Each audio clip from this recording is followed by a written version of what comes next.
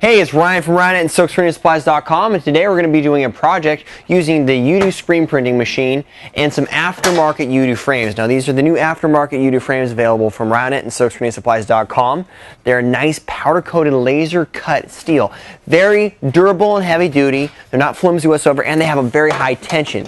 So we're going to be doing some two-color prints using plastisol ink. The tight tension is actually how tight this mesh is what gives us the ability to print with thicker inks like plastisol inks. Now, plastisol inks don't dry on your screen, and plastisol inks come in a variety of colors. They're more opaque, and you can use special effects inks like I have right here. This is gold glitter ink that we're going to be using on this two-color print. Now let me explain the screens and the screen mesh. We have 3 screens here. Now another great thing about the aftermarket Yudu frames is they're available in a variety of mesh sizes. So you have mesh sizes all the way down from 40 mesh. You can zoom in here. You can actually see how open this mesh is. And this open mesh, like this special effects ink mesh, allows us to put a lot of ink down on the shirt at once, and it allows us to use some more open particled ink like this gold glitter that we have here, so you can do some pretty cool looking stuff on shirts. Of course, we have your standard 110 mesh screen, which is your most run-of-the-mill screen, and when you got your Yudu machine, it actually came with a 110 mesh. We also have 156, which controls your ink better than the 110 mesh. If you ever notice with the 110 mesh screens, a lot of times ink gets all over your shirt all the way onto your Yudu platen. That's because this is a little bit more open mesh. It works great for plastisol ink. We're actually going to be printing white plastisol ink through that screen. But if you want to control the ink a little bit more, use a little bit higher mesh, 156 mesh. Right here we have a 280 mesh screen. That's to allow a very precise amount of ink. Doesn't let a lot of ink, so it's great for a soft-handed feel. Like my shirt right here, you can't even feel the ink on it because it was printed through a high mesh screen like this. And if you ever want to do fine details or have the ability to do half-tone dots, this was what you'd be using. We also have the standard Yudu mesh size 220, which is great for those thinner inks and that finer detail. So for this particular print, we're going to be printing a plastisol ink on all of these screens. We're going to be using a black ink, which is a thinner ink and can pass through this higher 280 mesh screen. We're going to be using an opaque white ink. These are all Ryonet brand inks. We're going to be using an opaque white ink, and then we're going to be using this gold glitter ink on this screen. So that's a 40 mesh. We're going to be going on a light garment. On the light garment, we're going to be using our 280 mesh for the black and the 40 mesh. And we're also going to be going on a black garment using a white underbase, which we're going to be using the 110 screen right here as the white underbase, and then overprinting it with the gold glitter. So before we start, we're going to be using some Yudu aftermarket tape to actually tape up these screens. And once again, you can see the tight tension on these screens, and the nice powder coating finish allows these screens to be easily cleaned and taped. So this is the Yudu aftermarket tape. It is low adhesive screen tape. It can stand through washing cycles when you're cleaning out your screens, and it's great to protect the edge of your screen to make cleanup a lot easier, as well as to protect the shirt from getting ink on it, of course. So you can see how well I can lay that down. I've kind of developed a bad habit of doing it with my teeth. Most people would actually use scissors, which is the correct way to do it, but I forgot those today, so I'm just going to be doing them with my teeth. So I just tape it to the edge of the image area, because most of the time your scoop coater, we're using a direct emulsion with this. This is a Yudu compatible emulsion available on our website, SilkScreenSupplies.com. The emulsion is a lot more affordable and goes a lot longer. It also allows you to do finer detail, holds up longer in production than the capillary film or the stencil film that you got with the machine. So let's finish taping this guy up. Try to lay the tape down as smooth as possible. Once we've taped all our screens, we'll now move to registration and production. All our screens are now taped off, and we wanted to show the films we use to expose these screens. These are waterproof films available from SilkScreenSupplies.com. They work great with any inkjet printer. They create a very dark transparency, so if you zoom up here, you can see how dark that is. Now, the darker your transparency is, the better your screen is going to expose on your Yudu exposure unit, whether you're using the capillary film available from Yudu or aftermarket emulsion or our capillary film that's compatible with Yudu.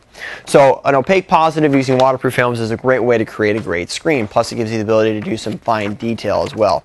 Epson printers, because they're photographic printers, of course, lay the most ink down on this film. So if you're buying a new printer, get an Epson printer, because it's going to lay a darker image on this waterproof film. So we're going to be using squeegees as well. These are actual screen printing squeegees. They look a little bit different than the Yudu squeegees, probably. They actually have a polyurethane rubber, which really controls the ink and lays a nice coat of ink down. So these are what professional screen printers use, and they're easily compatible with Yudu units and very cheap. They're like $1.25 or $1.20 an inch. So let's turn this around and get set up to do some testing here. We're going to start out on our light garment first. So I'm actually going to be using the black screen. Now look how easy these screens fit into the Yudu machine right there. And they actually also fit into your drying cabinet. Our previous aftermarket Yudu screens did not fit into the drying cabinet. These new powder coated frames fit beautifully. To put our shirt on our pallet, we have a couple different options to actually stick the shirt onto the pallet. Now we're using some protective pallet tape, and we're going to be using either some spray adhesive or some glue adhesive that we have here. For ease of use, I'm going to actually use a little bit of spray adhesive. Now if you're doing this indoors, you probably don't want to use this because it kind of gets all over the place. That's where this glue application, which is a lot like an Elmer's glue, but specifically for screen printing, comes in great. So I'll set these two things aside, and then we'll go ahead and put our shirt on. We're going to start out once again with a white shirt. Take this off and then we'll put this on. Okay, so we have our shirt in. Then we'll put our screen in. And now we'll print our first color, which is our black. We'll take a little bit of plastisol black. Now one of the great things about plastisol ink, once again, is that it's very easy to clean and you can actually leave this ink on the screen and it won't dry. So let's say you have a job that you're going to be printing a lot of and you don't necessarily want to clean it after the day. You just leave the ink on the screen and you're good to go. So we're going to do one flood. Now this is a high mesh screen, so I'm probably going to do 2 prints. And then you can take that ink, you can flood it back over the image area. Plastisol is very easy to control. Then we're going to do our second print right there. We'll see how that looks.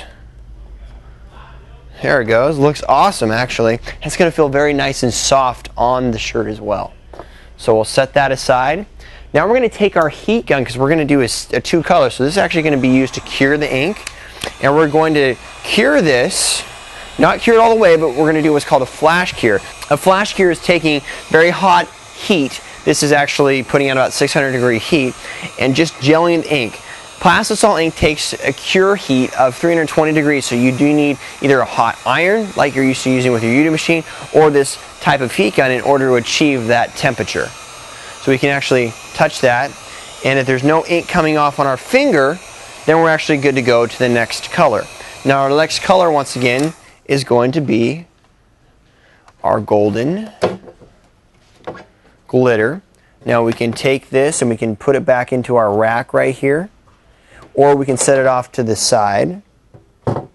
But remember, our ink doesn't dry, so we can just put it right back in our rack and we're good to go there. Now we'll put our second screen in. Now this particular design doesn't register. It's a 2-color design, but doesn't really have to register. So you can actually see it right here. I'll hold it up just slightly. And then that heart, I love the Yudu, is going to be right next to it. Now we'll take a very small amount of ink once again. And you don't need a lot of ink. You need enough ink to cover your image area.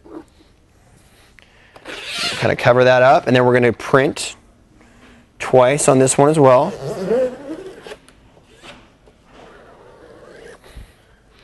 Take a look, see how that looks. Probably needs a little bit more ink down.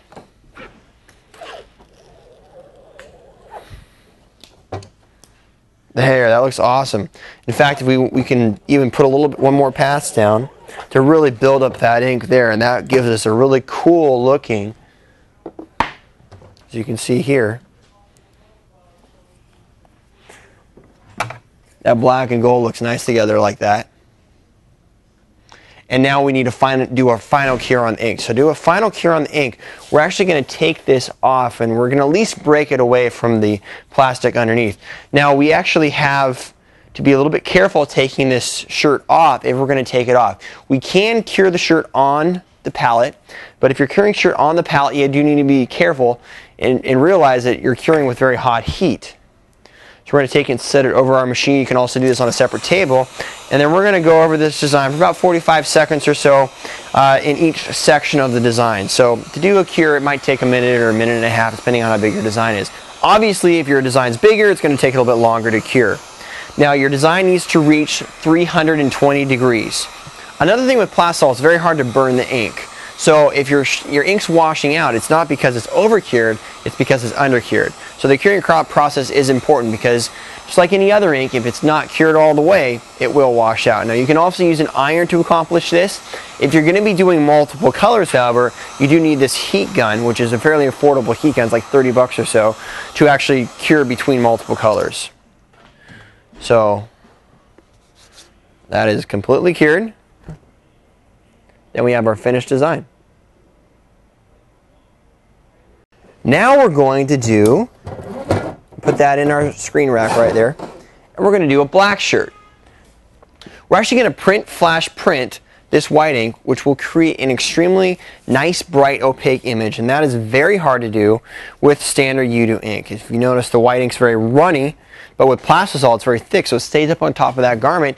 And with the ability to using that heat gun to do a flash print, you have the capacity to actually create a really nice, bright, professional-looking white ink. So we'll get our shirt down. We do need to make sure that that's stuck down, and especially because we're flash and printing, has the proper amount of spray tack on it. Then we'll put our screen into play. And we'll take some of our Round It White plastisol ink. It's good to mix white ink. White ink's thicker than black ink. You know, it's very easy to print black ink. But white ink, because it has so much more pigment in it, because it's meant to show up on darker colors, is a lot thicker. So we're actually going to mix this up a little bit. Now there is something called curable reducer that you can mix into this ink to thin it down. That's going to make it easier to print. But it's also going to decrease the opacity. So if you're using curable reducer, let's say on a lighter color shirt, like a gray shirt, you're not going to notice it. But if you're using on a black shirt, you might notice it, and you might actually have to print that same design multiple times, versus if you just mix the ink up, get it moving nice and smoothly, so it's nice and creamy and consistent in nature, we should be able to print directly without having to reduce it. Let's go ahead and achieve our first print. So we're going to first lift our screen up slightly, and we're going to flood down. Then it's about a 70-degree angle.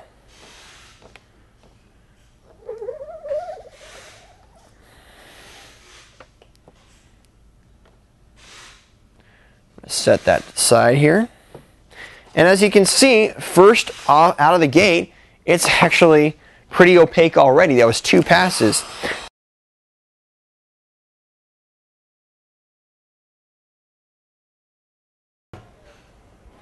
So we're going to take our gold screen back out, put it back into play, and then we'll put our white screen into our rack below.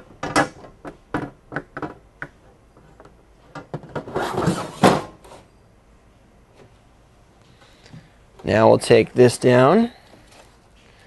First of all, we need to make sure it lines up again. So you can typically see right through the image if it's going to line up or if it's not going to line up. And as long as it's lined up, we're good to go. Okay, there we are. We're in register. Then we'll take our gold ink. We're going to need a little bit more gold ink, and then we'll print it. And we'll register. We'll go ahead and print this.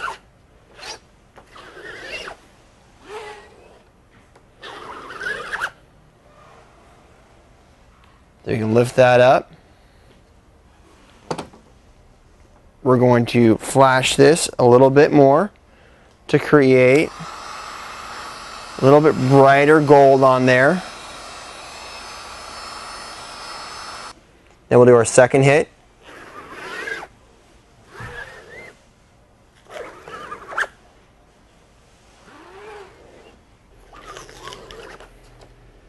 There's our last print.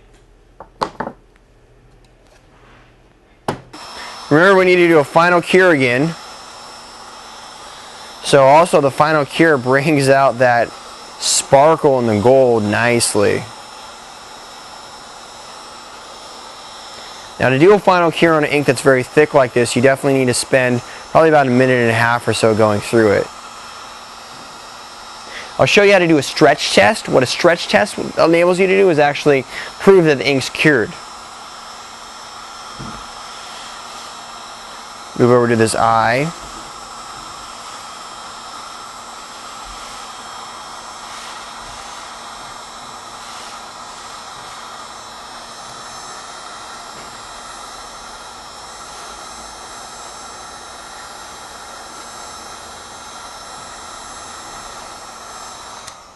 So this ink's cured all the way. And what we're actually do to prove that is we're going to slightly stretch it like that. See how the ink stretches? If it broke apart, it wouldn't be cured. So the fact that it stretches like this without breaking apart, especially on a thicker coat, means it's cured. Now on a thinner coat, like this shirt back here, that's not going to stretch because it doesn't have as much ink down. So you will see the cotton underneath it. But on a thicker print like this, where you have much thicker ink because of the two passes, it'll stretch. So we have a nice bright white ink with a 2-color and register print on top of that. And then the same print with black ink, printing more of a wet on wet style over on the white garment. That's what you can do with your Yudu machine when you're using aftermarket Yudu frames, which give you a little bit more flexibility with types of ink and ink colors, as well as Plastisol ink. We're also coming out with some laser cut aluminum palettes that have aluminum coating on them, so that it gives you a little bit better surface to print on, so you don't have to worry about the heat transfer warping the palette like it's slightly warped here. Now typically that will go back, but if you get it too hot it might warp it permanently, which is not what you want to do. So without the aftermarket palettes, you want to be very careful if using the heat gun and or an iron on this surface. Check out all the supplies we're using today on the aftermarket Yudu compatible supplies page of our website, silkscreening-supplies.com, where you can also see more of these videos as well as get free support. Check us out once again. Have a great day.